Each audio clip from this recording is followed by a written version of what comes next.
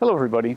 This is the first video of a new series which I'm kind of excited about, and to use a music analogy, I call it theme and variation.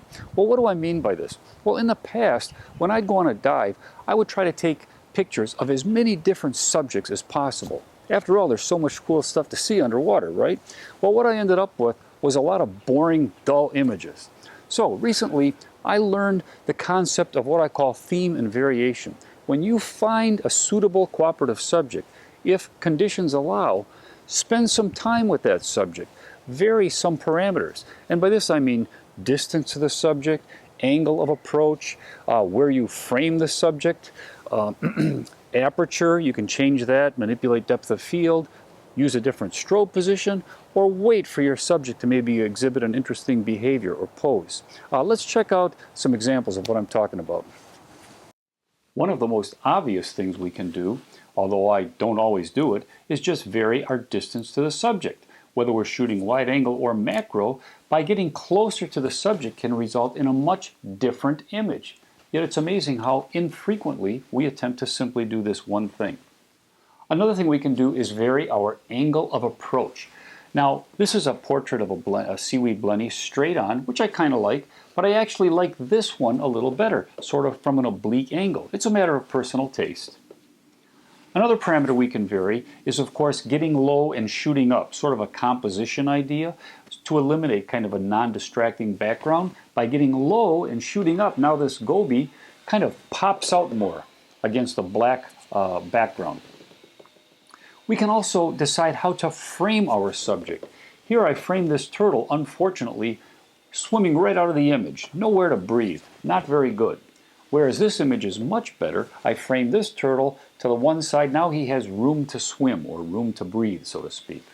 Another aspect of framing is simply horizontal versus vertical aspect ratio. And keep in mind, just rotate your camera vertically sometimes. Of course, you might have to adjust your strobe position when you do that.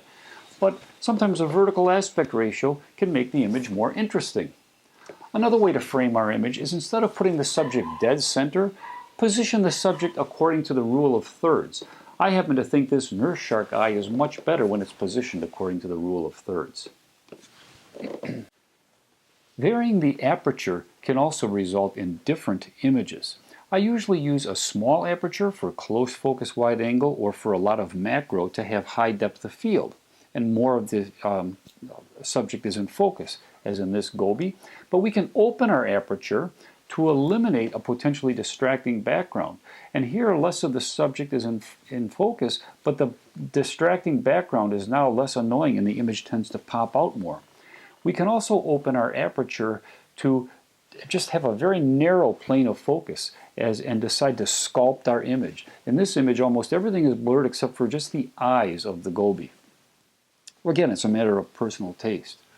Another thing we can vary is the position of our strobes.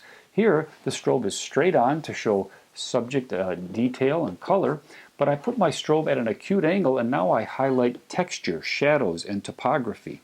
So just by changing the strobe position, we can get very different appearing images. Here is a filefish with a straight ahead strobe position, and here I put the strobe behind the filefish and sort of retro-illuminated it for a markedly different image. You can also create some silhouettes with back illumination. Sometimes we can simply wait for our subject to change and maybe have a behavior shot like this batfish. I was just making some minor adjustments, and I saw the batfish yawn and I caught that image. And finally, occasionally we can wait for our subject to move to a better background. This cardinalfish might have made for a somewhat boring subject, but it swam a couple feet away, and it's got a nice purple background now, which I think is a much more interesting image. Of course, you're not going to use all of these parameters on every subject that you see, but if you find a cooperative, approachable subject, and if conditions allow, try some of these variables, and you might be very surprised at some of the unique and interesting images that you get. And remember, be respectful of the reef and know when to quit. Don't stress out the subject, and be respectful of your dive buddy and other underwater photographers too. Thanks for your attention.